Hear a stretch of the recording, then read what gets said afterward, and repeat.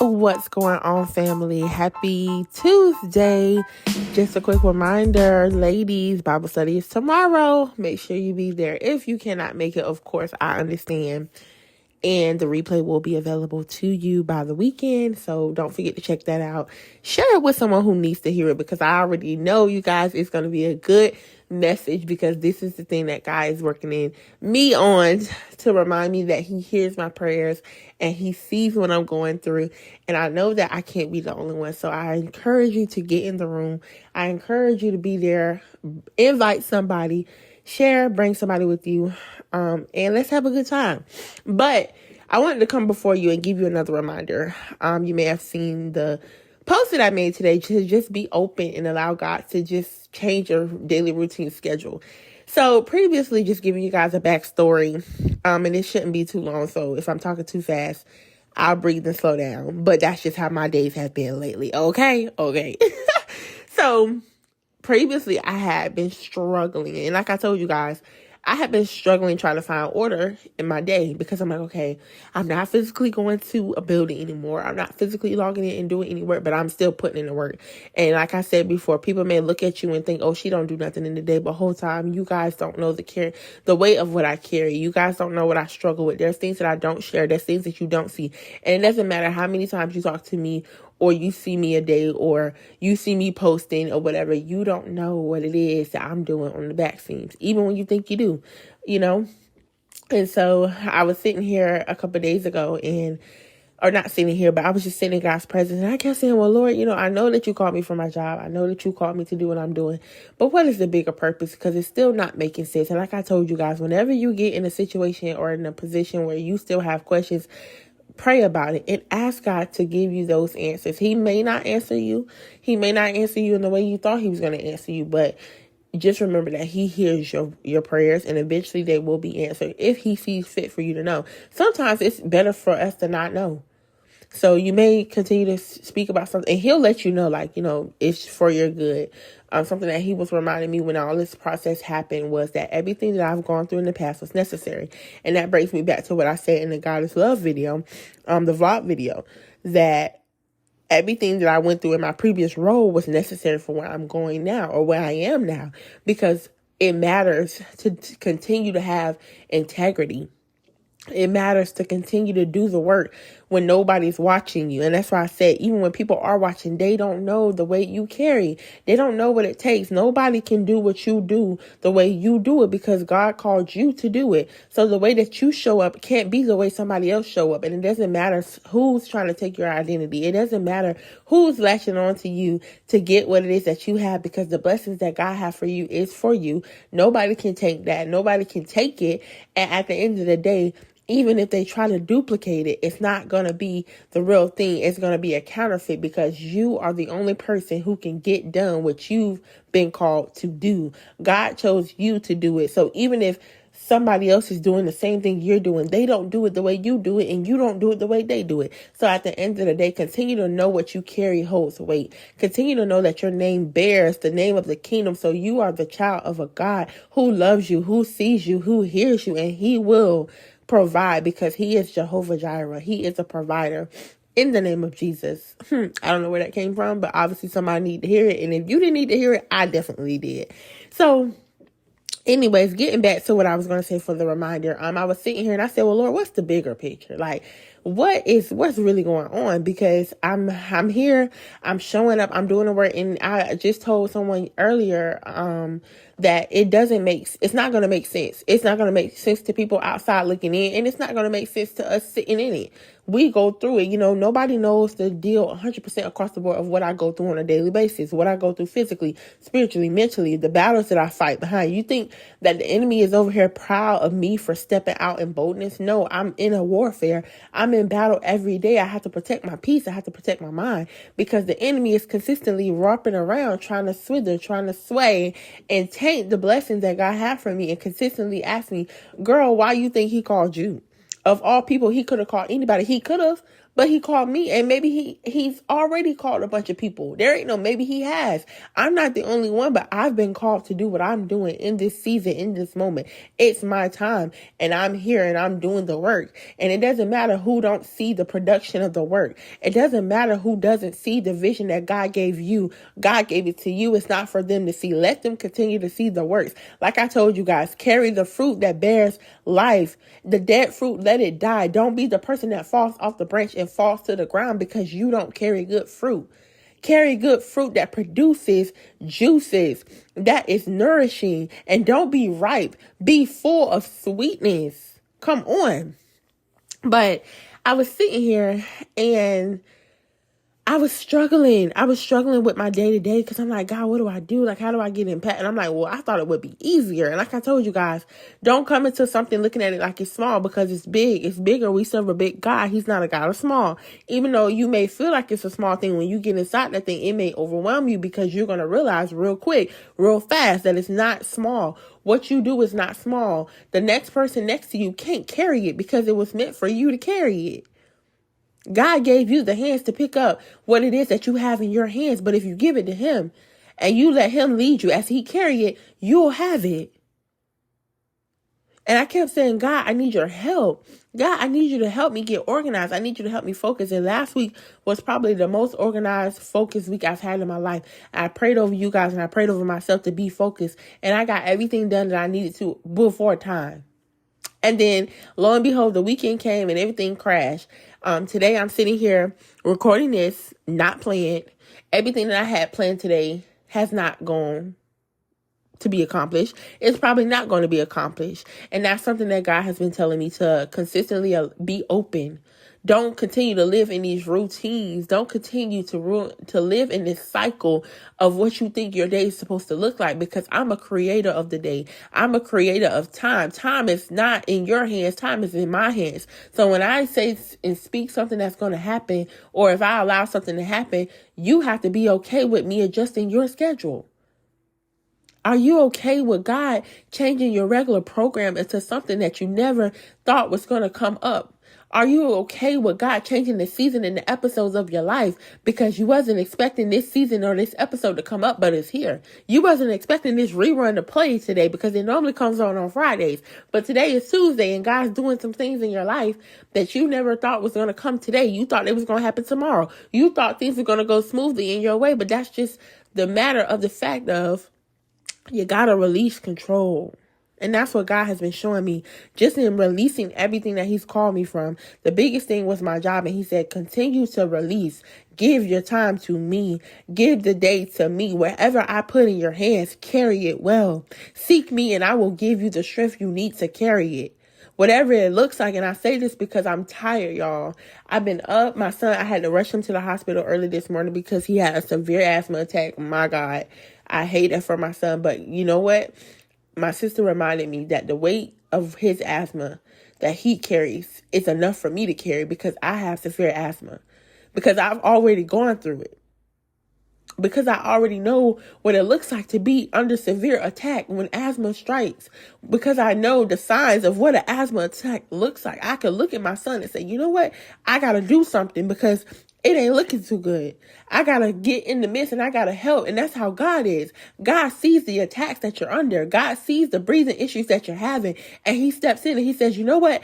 I got to save my child because they can't change themselves. They're not trained up enough. They're not strengthened enough. But in me, I can help and carry it. And I was so grateful because I remember just sitting here crying. I was telling my sister earlier, I had a moment because I'm like, this was one of my biggest fears. Y'all always catch me getting emotional, but that's okay because I told you guys, God is calling me to go deeper and to be vulnerable and to be open. And I'm okay with that. I don't care how you feel about it. At the end of the day, this ain't about me. It's about God. And I'm just so thankful because in the midst of carrying something so small, I used to remember feeling like, dang, why did I have to have severe asthma? I was just on the phone telling one of my friends that, I have severe asthma. I said, but when you look at my father, my dad, my physical dad or earth dad, father on earth, not God. Because, sometimes we say father, you think of God or Jesus, but I'm talking about my physical dad, which he's no longer with me, or with us, me and my sister. But my dad, when you look at him, you don't know he has asthma unless he tells you or unless you see him pull out an inhaler, which is very seldom. Versus me on the other side, you may even hear me wheezing right now. When I get off of this, I'm going to have to take a treatment. But I have asthma because sometimes it carries me. Like, there's just time, like I said, even in my talking, that's why sometimes I have to give you this game. Like, listen, y'all, it's a rough day. I'm doing the best I can. I'm pulling through. But sometimes my asthma takes control, okay? And I have to take 2 and 3. Like, I have severe asthma, okay? People know that about me. But when you see my father, you didn't really know he had asthma because he's doing things and you like, dang, well, how you doing that? You got asthma versus me. I could barely run from here to the front door without having an asthma attack. I can't laugh too hard because I'm having an asthma attack. I can't be too cold or too hot. I can't do too much strenuous work because my lungs can't take it. And because I had to endure that, and I remember being in seasons where I have family members who had asthma and don't have it, or have asthma, but it's not severe like mine, and it's maintained. I've had severe asthma for as long as I can remember. You can ask anybody that knows me. You can ask my mom. You can ask my sister, my aunties, my cousin, my family, my friends. They know. I've been in and out of the hospital, especially when I was pregnant. My asthma got worse. And the doctors is like, it's so funny because your lungs everything is bigger because you're making room for a baby. So you should be able to breathe through this, but your body is rejecting it. Your body is rejecting the thing that you're about to birth. So in the midst of your body rejecting what you're about to birth, it's causing you to stumble. It's calling you to faint. It's calling you to gasp for air. But because God is the air that we breathe, he got you. Because God can place his hand on your chest and open up those pathways, you're able to breathe through it. You're able to get through it. Things that people can't carry. I remember being so anxious when I got pregnant because the very things that I was afraid of that were going to take my son over and me not be prepared for are the things that I'm really ready and prepared for. Like seeing him have that, like I was watching him last night. And seeing him just breathe, I knew immediately he was having an asthma attack. And I was like, okay, I said, well, I'm going to wait and see because he's really congested. I was like, I don't want to take him in and it's nothing. I said, but I'm going to watch it. And then shortly after he got up and I watched his breathing, it was like, he was just like, like he was gasping for air. And I was like, oh no, I rushed and got him to the hospital and we sat there all morning and we got in probably about 4:00 this morning. He slept for a few hours and I was like, Lord, I was hoping we was going to sleep in. We got up on time. He was up at 7:30. I was tired. Mind you, we got in at 4. I'm tired, but I'm showing up. And not only am I physically tired, but I'm emotionally tired because the weight of seeing my son like that, it bears on me because this is one of the things that I was like, God, I don't want my son to go through this because I know what it feels like to have a severe attack. I know what it feels like to be buried under something and you can't breathe. I know what it feels like to not have enough air to feel like you're going to make it. And I don't want that strength on my son. But because God said you've gone through it, you're trained enough, you're skilled enough. So I trust you to get him through it. That's you. That's me. Whatever you carry, it was necessary. It was necessary for what God is doing in your life because you're going to come around and you're going to save somebody who's going through it. That's why you got to talk about what you've been through. That's why you got to tell people your story, whether they want to hear it or not, whether they whether they think you deserve the position you got or not, you're there and they didn't call you. God called you. Don't ever forget why you there, Esther. Because when we think about Esther, Esther almost forgot why she was called for such a time as that. She wasn't just the wife. She wasn't just the queen. She was there to save her people. If you get there and you miss the message, you miss why God sent you, he got to replace you. Esther was a replacer of something that was already in place. But because the first person forgot why she was there, to be a wife to her husband, he said, come on, let me get another. Let me replace her with someone who gonna step up and know. And in the midst when Esther almost forgot why she was there, her family had to remind her, listen, we gotta do this thing. You gotta put your life on the line and go to the king and you gotta do this. And hesitantly, she had to think like, wait a minute, like what? But she did it eventually, That's you, that's me. Sometimes we gotta lay down what we think God is calling us to do or why we think God is calling us. And remember, it's all to give God the glory. So the things that you're going through are necessary because it's going to help somebody who's going to go through it later. Your kids, your friends, a stranger. Your testimony is going to be something that gives somebody else a breakthrough. And you don't need a man's approval to go through a trial. You don't need man's approval to get steadfastness from doing and producing blessings and faith and walking in obedience. You don't need man's approval for that. When you got God, ain't nobody else's approval is important. And I just want to be the one to tell you, allow God to ruin your plans. Allow him to correct or change your schedule from your regular programming. Let him play a replay of an episode from last week today. Because maybe you missed it on last week and it's coming back around because you needed to see what God was telling you last week and you missed it. Let God do something in you today that allows you to be stuck in his presence on purpose. Let God do something today that shapes your tomorrow. So when you get up, you're grateful. When you go to bed, you're humble. So when you get up, you can have a heart filled to carry whatever's coming your way. Because sometimes we have our own plans. Man makes his own way, but when you seek God, God will order your steps. Don't be busy doing what makes you happy. Be busy building the work that God has called you to do. Because it's bigger than you. It's important to remember while you're there, while you're at that job, while you're friends with who you're friends with, while your family is who they are. It's important to remember because I know sometimes I feel like it's not necessary. I know sometimes it's hard to carry what you carry, but let me tell you, what you carry holds weight. That heartbreak you went through, it holds weight. That abandonment from your friends, from your family, that isolation you go through, that's important because somebody's going to need to hear it. They're going to need to hear how you overcame that. Those rejection issues, they're going to need to hear it. The way you got to where you are, the job you work, the kids you have, the friends you have, the circle you have, the house you have, the car you have, everything has a moment. And I told you guys before, some of you guys who are new, you may not know this, but about my car, the story behind my car and my previous apartment. And that's another reason why I was holding on so hard because I'm like, well, God, you gave me these things, but God said, I want you to let go so that I can bless you again. I got you to it. I'll see you through it. I want you to release it. Allow me to do something greater in you so that I can take you further. Don't hold on to the last blessing and the last way that I blessed you, thinking that's the only way I can do it, because I'm not going to show up like that again. I'm the creator of the things that I'm giving you. So allow me to interrupt your 24 hours and do a new work. Allow me to take some time on purpose. And that's what I was reminded today. When I was sitting in that ER, tired, barely opening my eyes, keeping an eye on my son, and I was just watching him interact with his dad, and my heart just melted because I was just like, it's crazy how the smallest thing, the biggest thing, where something that I was just anxious about suddenly feels better because my son is okay.